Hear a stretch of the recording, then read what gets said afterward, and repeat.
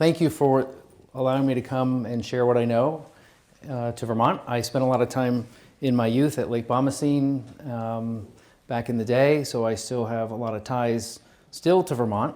Just a little background on myself. This was not a career choice. This is not what I wanted to end up in my career, being an international subject matter expert on marijuana. But as a pain medicine physician, I'm board certified in physical medicine and rehabilitation. I'm board certified in pain management through a dual certification through the American Board of Anesthesia and PM&R, and then board certified in pain medicine. And again, I just found out I'm president-elect of the Board of Pain Medicine.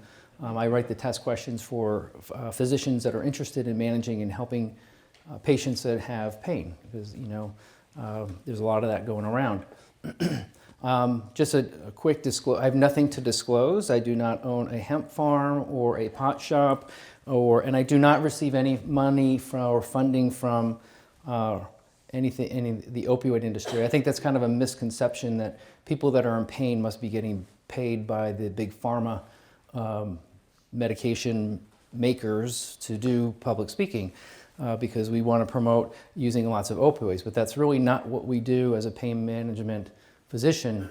And the reason I got into this world, because I was seeing a lot of people come to my office on huge doses of narcotics, and they were reporting very high levels of pain, and they were smoking pot for their pain. I said, well, nothing's helping you if you have 8 out of 10 pain, you're using high dose opioids and you're using marijuana, what's really going on here? So I did a lot of self-education and reading the science and does it help here, does it help there, and educated myself on it.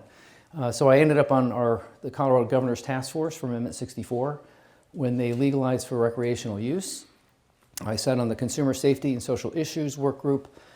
Interestingly, based on my conversation with Judge there, is that we had 8 weeks to come up with our recommendations to the governor on how to implement recreational marijuana, and then it was implemented in 2014, January, we had a lot of people working on it in several different arenas in finance and consumer safety and structure, and it was just kind of a really rapid pace to come up and try to do it right in a very short amount of time. So it was a little frustrating, again, because I value the rigor of scientific research, I spent 4 years at our state's Scientific Advisory Council. We looked at people that, some of the marijuana money in Colorado went to research and looking at things that it may benefit. And so because I believe in that, I think in the rigor.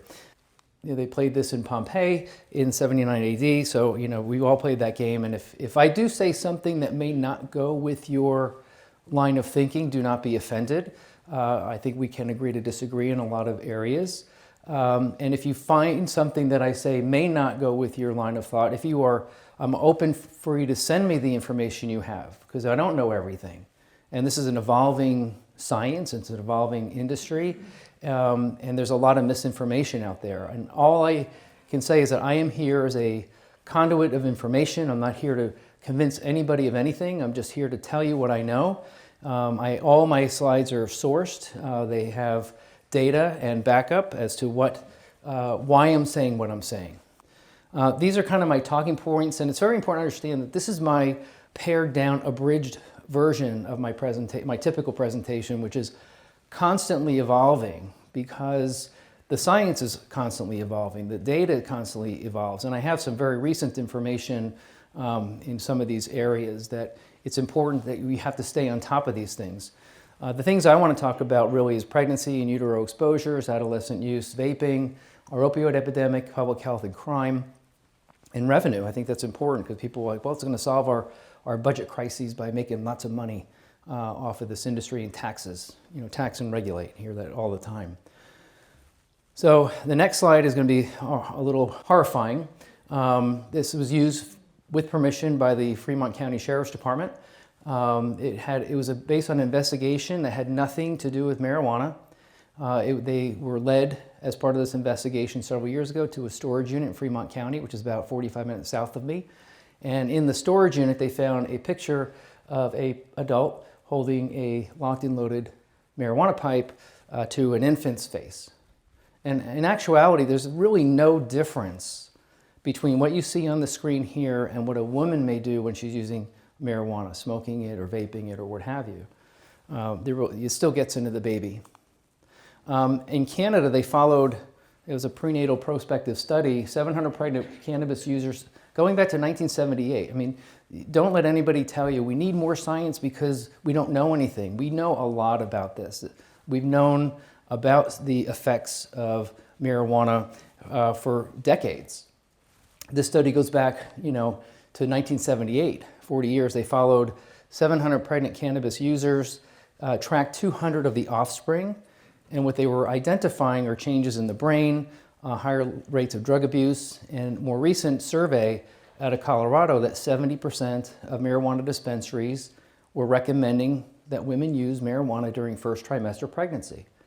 And of those, very few of them encouraged a discussion with a healthcare provider. That's really a sad statement when you're making these medical recommendations to pregnant women without really knowing what the effects may be. And they should be under the care of a healthcare professional, an obstetrics or pediatrician, that sort of stuff. This is some data that came out of Colorado Springs, where I live, last month. And the interesting thing, I like this, they said, the number of babies born exposed to drugs displays our methamphetamine problem. And I wish this pointer worked better, but if you look at the data, the same number of babies exposed to methamphetamine was the same number of babies that were exposed to marijuana in 2018.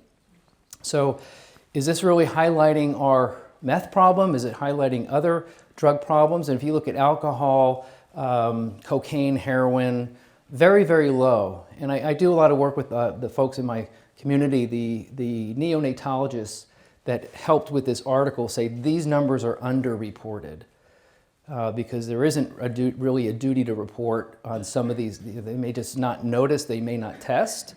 But if you look at the statewide data, there's the Department of Human Services, the number of babies exposed in 1 year, marijuana was 52% of those reports. Over half were marijuana-related exposures. And if you look at our, quote, methamphetamine problem, that was only 20%. And even if you give the not entered or not filled out all to meth, it still does not equate the number of babies exposed to marijuana in the state of Colorado in 1 year. And if you look at these other substances, alcohol, crack cocaine, stimulants, very, very low, right? So you've got neonatal abstinence syndrome, which does occur with marijuana. A lot of the studies are showing impact to the developing brain during development, in utero, and then once you are born, it takes about 25 years for your brain to fully mature. And I don't know why God put the frontal lobe as the last to mature. He put the need for speed first to mature. That's why the teenager drives down the road, not really thinking about the consequences of an icy road in the dark in the winter. So that's the way it is. There's very compelling evidence in the medical literature about the correlation between the increased use of marijuana in states like Colorado and the rising pattern of birth defects. Nobody's proving or saying that's causing that, because you can't. But the correlation is very strong. You're talking about cardiac or heart malformations, gastroschisis, even autism rates. And there was a woman from Duke University, Susan Murphy, and I didn't know this until recently, that men who use alter the autism gene. And so everyone's pointing the finger at the woman saying, don't use during pregnancy, it's your fault that kid might have a problem, but that may not necessarily be the case.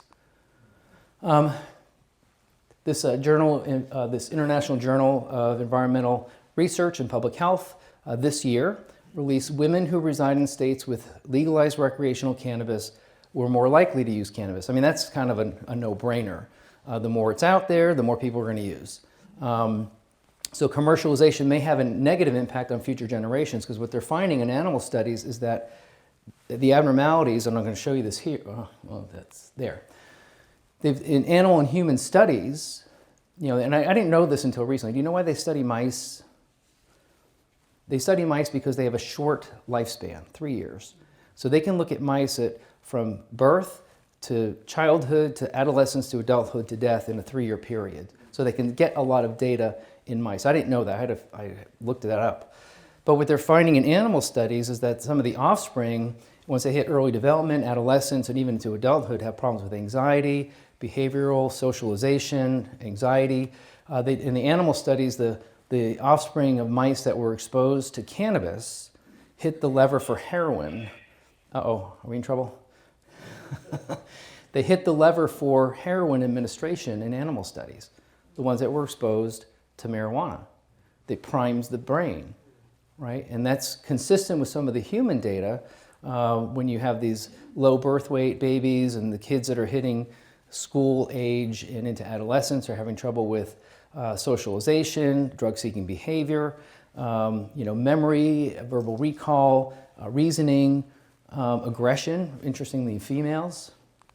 So there are effects. This is a patient intake form. I took the patient's name out for HIPAA.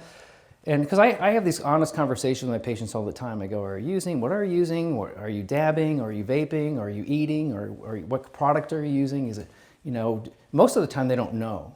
They say, I just go to the store and I just buy whatever and I use. So here you have a guy that works part-time at an autism center, and he works part-time at at this place called Aerotech, which he does some sort of installation type of work.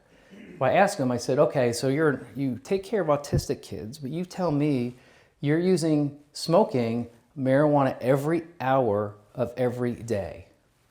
If I was a parent, had an autistic kid, and I knew that that person might be carting my kid around in a bus to take him on activities because he's a respite therapist, I'd be very concerned. Every hour of every day. That's his self-report.